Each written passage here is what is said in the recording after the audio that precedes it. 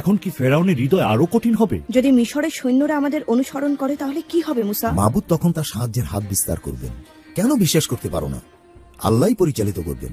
সকালে তিনি মেঘ স্তম্ভ ও রাতে আগুন স্তম্ভ দেবেন। যখন আমরা নিরাপদে সেই দেশে স্থায়ীভাবে বাস করব তখন আমরা নিশ্চয়ই শান্তি পাবো।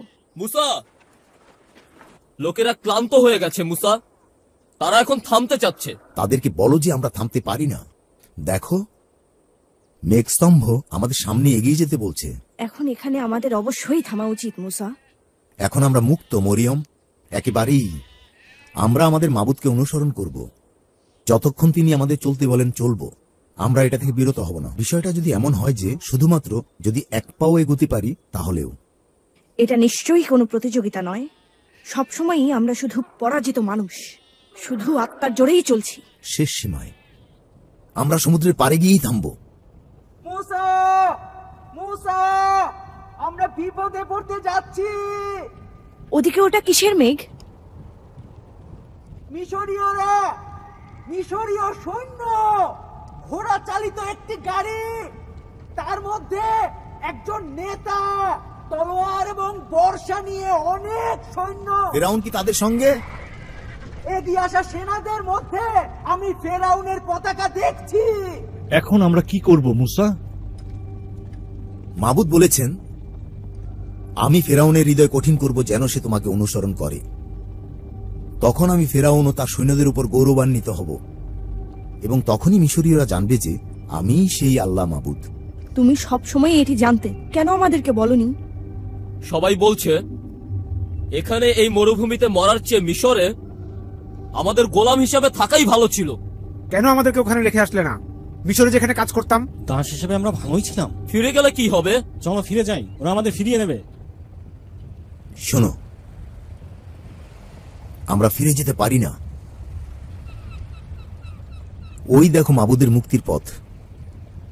চলো সবাই আমাদের পিছনে, চলো সবাই, চলো সবাই।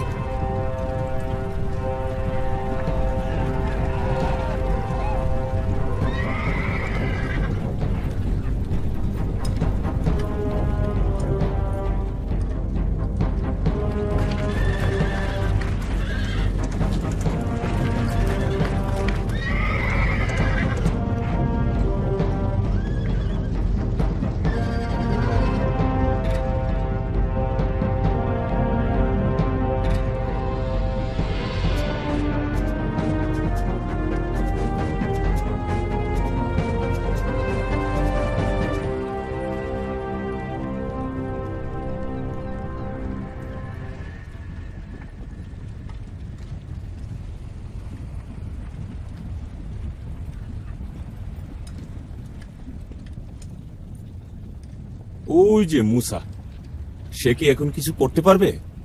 ও পাথরের উপর দাঁড়িয়ে আছে। হয়তো সে চিন্তা করছে এই সমস্ত ফালতু জিনিস দিয়ে ফেরাউন ও তার সৈন্যদের পরাজিত করবে।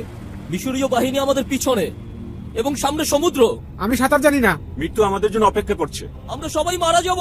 আম্মা, আমি ভয় পাচ্ছি। তুমি একজন বুড়ি মহিলার মতোই কথা বলছো। ওঠো, কিছু একটা করো। ও মাবুদ, তাদের উপলব্ধি করতে দাও যে সর্বশক্তিমান তুমি মাবুদ আল্লাহ।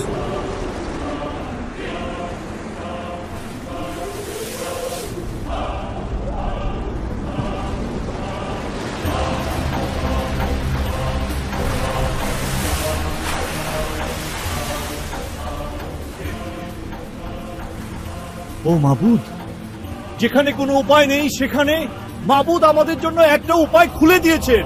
সর্বশক্তিমান মাবুদ, তিনি আল্লাহ মাবুদ।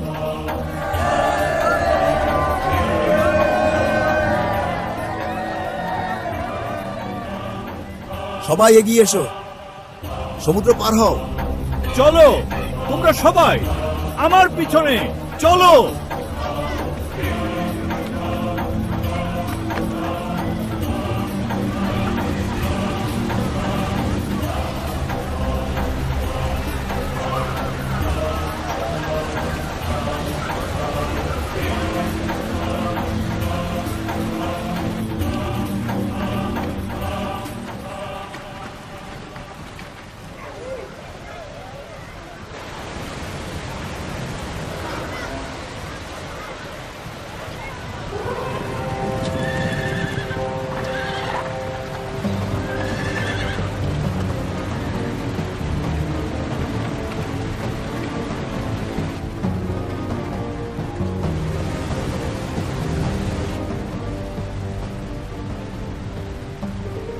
ওইদিকে মুসা, দেখো ওরা আসছে।